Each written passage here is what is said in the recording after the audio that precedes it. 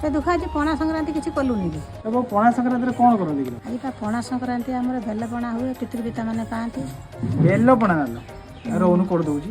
ହଉ କର।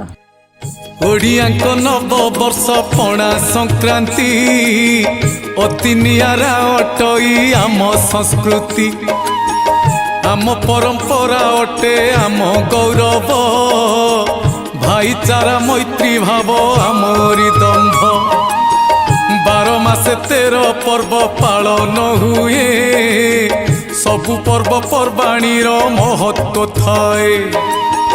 ମହାବିଷୁବ ଶେତ ପଣା ସଂକ୍ରାନ୍ତି, ବରଷ ଆରମ୍ଭ ଓଡ଼ିଆ ଯେ